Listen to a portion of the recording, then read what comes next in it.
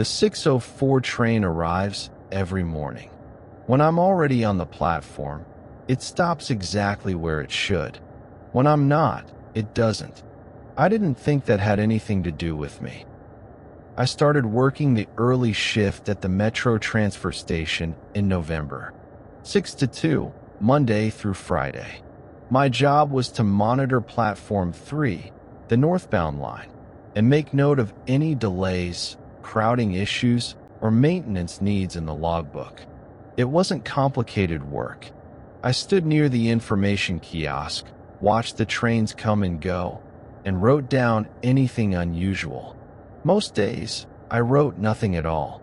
The station itself was one of those older transit hubs that had been updated just enough to stay functional.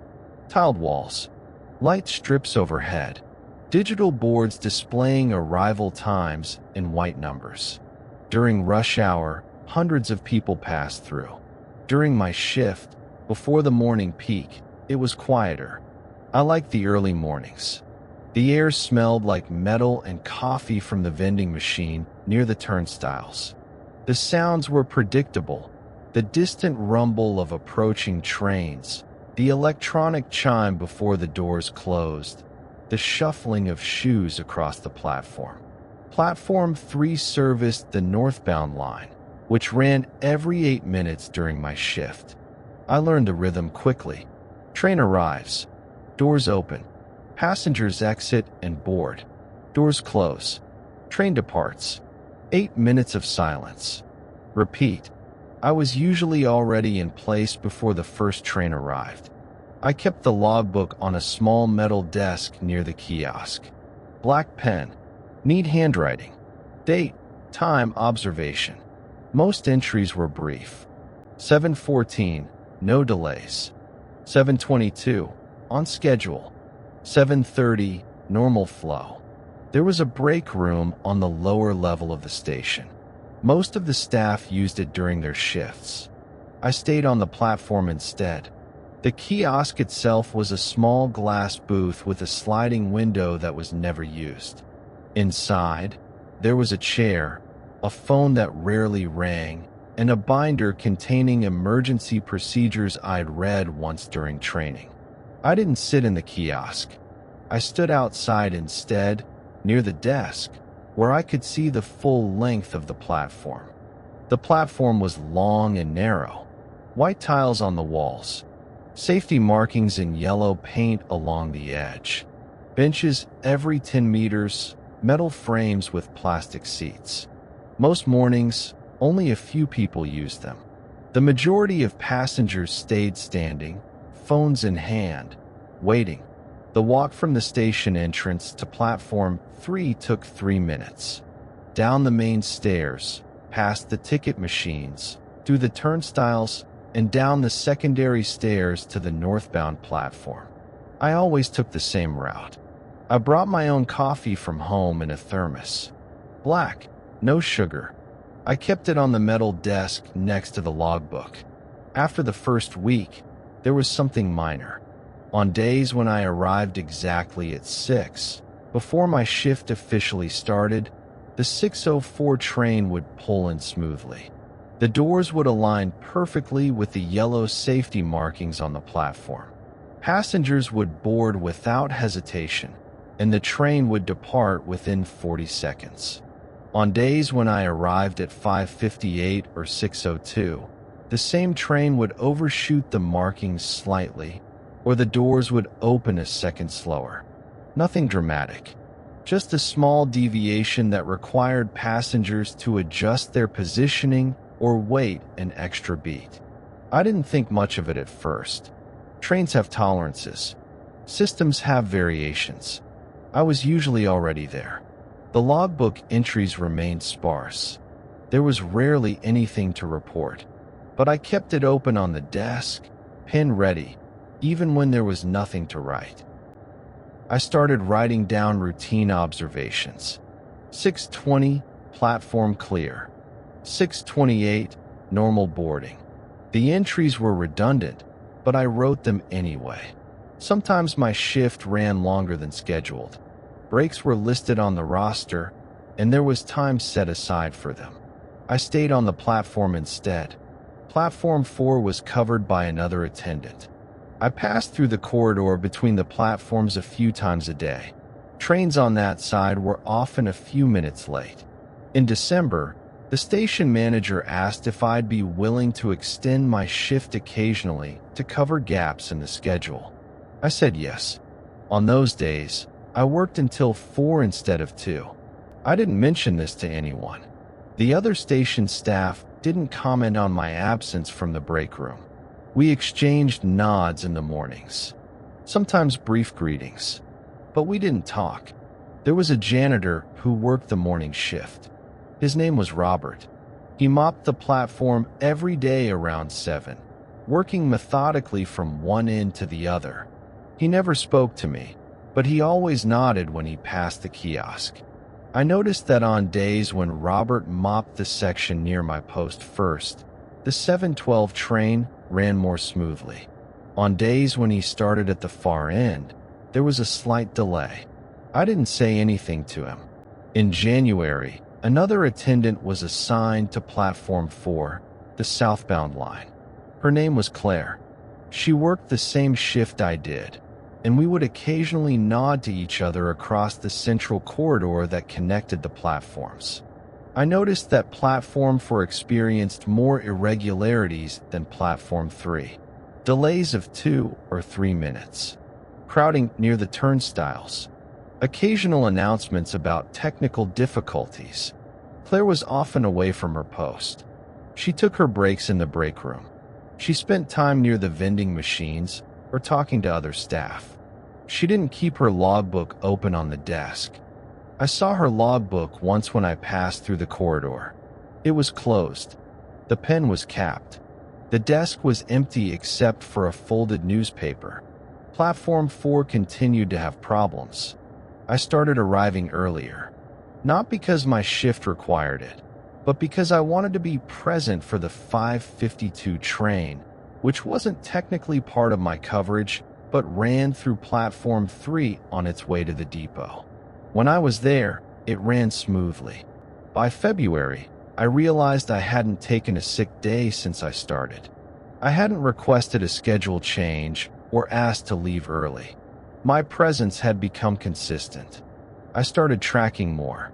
Drew columns with a ruler. Train number, arrival time, door alignment, passenger count, departure time. The data piled up. I'd look through it between trains. The patterns were clear.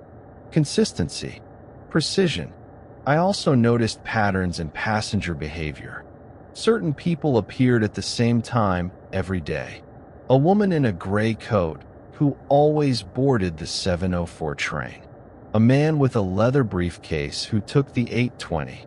A student with a red backpack who arrived just before the 6:44. These people never acknowledged me. They moved through their routines without looking at the kiosk or the attendant standing nearby. But I recognized them. One morning in mid-February, the woman in the gray coat didn't appear. The 7:04 train arrived on schedule, but she wasn't there to board it. I felt a small disruption in the rhythm. Not in the train itself. It ran smoothly, but in the atmosphere. She returned the next day. The passengers never looked at me. They moved past the kiosk with their eyes on their phones or on the digital boards. They didn't acknowledge my presence. I was there anyway. I started noticing smaller things. The way the light strips overhead seemed steadier when I was standing beneath them. The way the announcement system delivered clearer messages when I was within earshot. The way the turnstiles at the far end of the platform cycled more smoothly when I could see them. I tracked the intervals between trains with more precision. I noted the exact second the train appeared in the tunnel, the exact second the doors opened, the exact second they closed. When I was present and attentive, the intervals were consistent. 8 minutes, sometimes 7 minutes and 58 seconds. Sometimes 8 minutes and 2 seconds, but always close. When I glanced away or let my attention drift, the interval stretched. I stopped glancing away. Once, the announcement repeated the same arrival time twice, and then continued as normal. In late February, I noticed that the overhead lights near my post had stopped flickering. They had flickered occasionally in November and December, but by February, they had stabilized. I also noticed that the benches nearest to my post were used more frequently. Passengers would sit there, even when benches farther down were empty. They didn't seem to choose them consciously. They just gravitated toward them. The station manager came by occasionally. He was a man in his 50s with graying hair and a look of mild concern. He would glance at the logbook, ask if everything was running smoothly, and then leave. In early March, he stopped by during the 10:20 train. He stood near the kiosk and watched the train pull in. It arrived exactly on time. The doors aligned perfectly. The passengers boarded without hesitation. He nodded. "Good work," he said. I didn't respond. I hadn't done anything. He left, and I returned to my logbook. I arrived at 6 every morning. I stood at my post until 2, or until 4 on extended days. I watched the trains. I noted the schedule. I maintained the routine. The passengers continued to pass through. The woman in the gray coat, the man with the briefcase, the student with the red backpack. They moved through the platform as if it were a neutral space, a corridor between departure and arrival. There were mornings when the air felt different, heavier. The light strips would hum at a slightly lower pitch. The digital boards would flicker for half a second before displaying the next arrival time. On those mornings, I stayed very still at my post. I kept my eyes on the platform. I didn't move until the feeling passed. It always passed. I noticed the rhythm of my own breathing, enduring the silence between trains, out when the rumble started in the tunnel, and when the doors opened, out when they closed. I didn't plan this. It simply happened. In late March, the station received new digital boards. They were installed overnight. When I arrived the next morning, they were already in place. Brighter. The numbers were sharper. The 6:04 train arrived 2 minutes late. I wrote in the logbook, 6:06. Delay. The next morning, the 6:04 train arrived on time. The new boards displayed the schedule clearly. The system had adjusted. One morning in early April, I arrived at the platform and found a small puddle near my post. It had rained overnight, and water had seeped in through a crack somewhere above. The puddle was about the size of a dinner plate. It sat directly in front of the desk, just to the left of where I usually stood. I looked up.